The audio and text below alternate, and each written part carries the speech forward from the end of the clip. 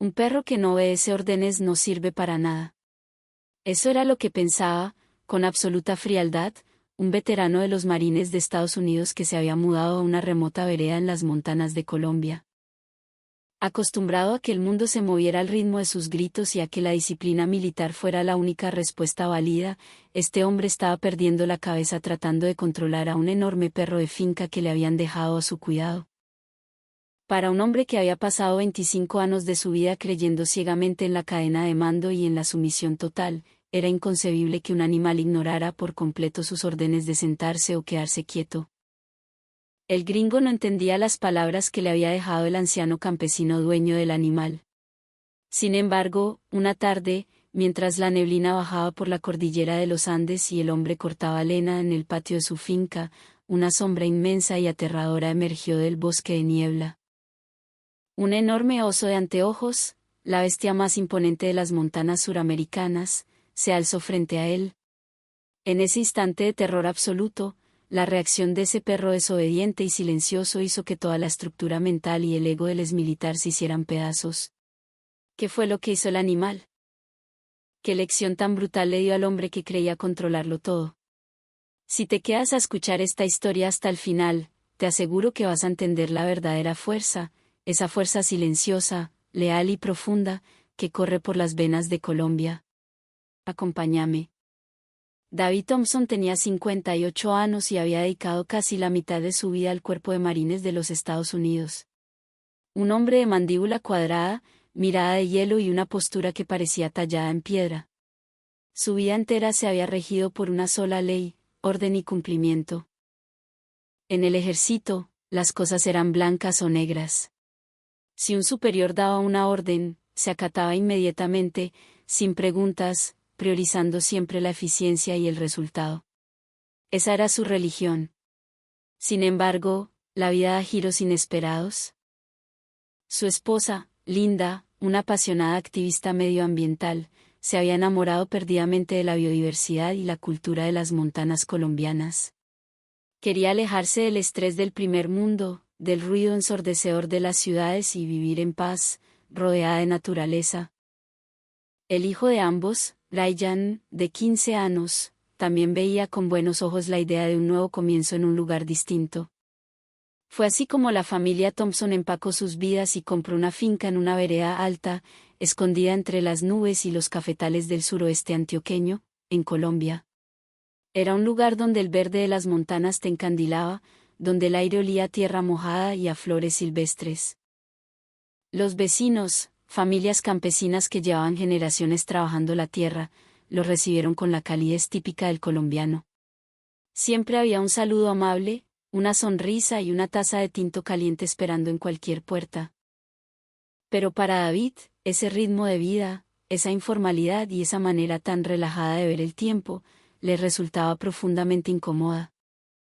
En las reuniones de la Junta de Acción Comunal de la vereda, David intentaba imponer planes de eficiencia para arreglar los caminos veredales, trazaba mapas y exigía horarios estrictos. Los campesinos simplemente lo escuchaban, sonreían con paciencia y le decían: «Tranquilo, mister, acá las cosas se hacen al ritmo de la montana, todo se va dando». Esa frase lo sacaba de quicio. David sentía que estaba rodeado de ineficiencia. Había pasado apenas un mes desde que se mudaron, cuando don Elías, un anciano de la vereda, un hombre curtido por el sol y el trabajo de campo, se acercó a la cerca de la finca de David. El viejo campesino tenía que viajar a Medellín para someterse a un tratamiento médico urgente y estaría hospitalizado varias semanas. «Mister David», le dijo el anciano quitándose el sombrero aguadeño, «qué pena molestarlo, pero ¿será que usted me le puede echar un ojito a mi perro?». David, seguro de sí mismo, aceptó de inmediato. Pensaba que cuidar a un perro de finca sería un juego de niños. Después de todo, en su carrera militar había trabajado con perros de combate altamente entrenados. Creía tener la capacidad absoluta para dominar a cualquier animal. Cuando David fue a la parcela de don Elías a recoger al animal, se encontró con un perro imponente. No era un perro de raza pura, era un cruce de mastín con pastor, típico de las fincas colombianas, diseñado por la naturaleza para resistir el frío de la montana y proteger el territorio. Pesaba fácilmente unos 40 kilos. Su pelaje era grueso, de un color arena con manchas oscuras, y tenía una mirada profunda, casi humana. Don Elías acarició la cabeza del perro con una ternura inmensa. Mister, este animalito se llama Cacique. Pero le advierto una cosita, este perro no se mueve a los gritos ni por órdenes. Este perro se mueve por el corazón. David soltó una pequeña risa interna. Puras tonterías sentimentales, pensó. Un perro es un perro. Con disciplina y firmeza, lo iba a tener marchando como un soldado en 2 días. Sin embargo, don Elías solo sonrió con esa sabiduría silenciosa de los abuelos, sabiendo algo que el estadounidense estaba muy lejos de comprender. Al tomar la correa, Cacique no puso resistencia. Miró a don Elías por última vez, soltó un leve gemido por la nariz a modo de despedida y comenzó a caminar al lado de David. No se adelantaba ni jalaba la cuerda. Caminaba con una tranquilidad que no parecía sumisión, sino una decisión propia. Al llegar a la casa, Linda y Rayyan salieron a recibirlos. Linda se maravilló con el tamaño y la nobleza del animal, mientras que el joven Rayyan lo miraba con cierto temor y respeto desde la distancia. Esa misma tarde, David decidió que era hora de dejarle claro a Cacique quién mandaba en esa casa. Lo llevó al patio trasero y empezó la sesión de entrenamiento militar. «Sit. Siéntate», ordenó David con voz firme. Cacique lo miró a los ojos, inmutable. No movió un solo músculo. David alzó la voz, poniéndose más estricto. «¿Pa' abajo?» «Échese». El perro parpadeó lentamente, manteniendo su postura erguida, observando al hombre con una calma que resultaba desesperante. No había miedo en los ojos de Cacique, no había ganas de desafiarlo, simplemente había una indiferencia total hacia la autoridad impuesta a gritos. David repitió las órdenes 10, 20 veces. El sudor le corría por la frente. ¿Cómo era posible que este animal callejero ignorara comandos tan básicos? A la mañana siguiente, David seguía en el patio frustrado, tratando de hacer que Cacique le trajera una rama. Justo en ese momento, pasó por el camino don Hernando, un vecino de la vereda que bajaba con sus mulas cargadas de café. Al ver la escena, don Hernando se apoyó en la cerca y soltó una carcajada amable. «Mister, qué pena que me meta, pero está perdiendo el tiempo». David, rojo de frustración, le respondió: «Este perro es un terco, no sirve para seguir instrucciones». Don Hernando negó con la cabeza. «Es que los perros de finca no son maquinitas, mister. Ese animalito no lo reconoce a usted como su patrón todavía. Acá en el campo, el perro escoge a quién cuidar. Y si usted no se gana su respeto, así le grite en inglés o en español, no le va a mover ni una oreja». David arrugó el seno. Ganarse el respeto de un perro. Para su mente militar, eso era una ridiculez ineficiente. Si el rango no se respeta, se rompe la cadena, se hace a sí mismo. Pero don Hernando siguió su camino silbando, dejando a David solo con su rabia y un perro que lo miraba como si tratara de leerle el alma. Esa noche, en la cena, David estalló. «Ese animal es inservible», le dijo a Linda. «No responde a la disciplina». Linda lo miró con ternura pero con firmeza. «Tal vez, David, el problema no es el perro. Tal vez tu método no funciona aquí. ¿Pasa lo mismo con la gente de la vereda? No es que no quieran hacer las cosas bien, es que tienen su propia forma de vivir, una que no necesita tus cuadros de Excel ni tus gritos». David se quedó callado, molesto. Sentía que él, su familia y sus métodos eran un cuerpo extraño en esa montana. Mientras tanto, Rayyan pasaba por sus propios problemas. Adaptarse a una escuela rural colombiana, con un idioma a medias y siendo el chico nuevo, lo tenía deprimido. Pasaba las tardes sentado solo en el pasto, mirando el horizonte. Un día, Cacique, que normalmente se mantenía a distancia, se acercó lentamente al chico. Rayyan se tensó, recordando el tamaño del animal. Sin embargo, Cacique no le ladró. Se sentó a su lado, muy despacio, y le empujó la mano suavemente con el hocico. Rayyan, sorprendido, bajó la mano y acarició la cabeza del enorme perro. Cacique cerró los ojos y apoyó su peso contra la pierna del adolescente. David observó la escena desde la ventana de la cocina. Porque el perro rechazaba sus órdenes pero buscaba consolar a su hijo. ¿Qué tipo de lógica operaba en la mente de ese animal? Pasó una semana.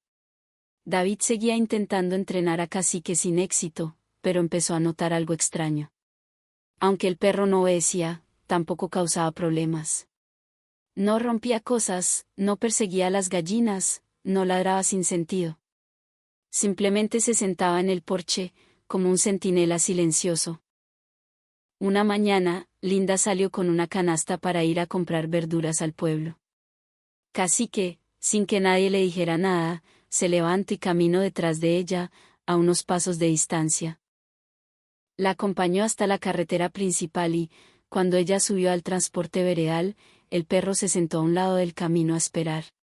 No se movió de allí hasta que Linda regresó horas después, y luego la escoltó de vuelta a casa. David sintió un escalofrío al darse cuenta. Eso no era entrenamiento. Nadie se lo había ordenado. Era puro y absoluto instinto de protección. Decidido a entender, David bajó un día al pueblo y fue a visitar a don Elías al hospital. El anciano estaba en una cama, recuperándose, pero al ver al gringo se le iluminó la cara. ¡Qué milagro, mister! ¿Cómo me le va con Cacique? David fue honesto. Le contó su frustración, le dijo que el perro no obedecía, pero que había notado cosas extrañas en su comportamiento. Don Elías sonrió con nostalgia. Mister David, Cacique lo está evaluando a usted. Los perros de estas montanas no le entregan su lealtad a cualquiera. Tienen que saber si usted es de los buenos, si usted de verdad ama a su familia, si usted vino a integrarse o vino a mandar. Yo a ese perro lo crié desde cachorrito. Una vez me caí en un barranco buscando un ternero. Me quebré la pierna. Cacique se quedó conmigo toda la noche bajo un aguacero, dándome calor para que no me muriera de frío, y al amanecer corrió a la carretera a atravesársele a un bus escalera para que el conductor bajara a ayudarme. Eso no se lo enseñé yo, mister. Eso lo hizo por amor. El amor y el respeto no se exigen, se ganan. Las palabras de don Elías golpearon el orgullo militar de David como un martillo. Había pasado semanas tratando de dominar al perro y a la comunidad, imponiendo sus reglas, sin hacer el más mínimo esfuerzo por entenderlos. Regresó a su finca caminando, observando las montanas, respirando el aire de los Andes. Entendió que su soberbia lo había cegado. Esa noche, salió al patio oscuro. Cacique estaba echado mirando las estrellas. David no le dio una orden. Simplemente se sentó a su lado, en el suelo de piedra. Lo miró y le dijo en voz baja, perdóname. Estaba equivocado contigo. Cacique giró la cabeza, lo miró fijamente por un segundo y luego soltó un suspiro, apoyando su enorme cabeza en la rodilla de David. Algo se había roto. Una barrera invisible había caído. A partir de ese día, la actitud de David cambió. Dejó de dar órdenes. Empezó a hablarle a Cacique, a caminar con él por los cafetales sin correa. Cuando se cruzaba con los vecinos de la vereda, ya no imponía conversaciones. Decía buenos días, preguntaba por las cosechas, se sentaba a tomarse un tinto con ellos y los escuchaba. Empezó a entender que la paciencia del colombiano no era pereza, era una conexión profunda con los ciclos de la tierra. Unas semanas después, llegó el mes de octubre. Las tardes en la cordillera se ponían frías y la neblina bajaba rápido cubriendo los árboles. Linda y Ryan habían bajado al pueblo para ayudar en una feria escolar, y David se había quedado solo en la finca para cortar leña. Faltaba poco para el anochecer. El sonido del hacha golpeando la madera resonaba en el valle. Cacique estaba echado a unos metros, observando.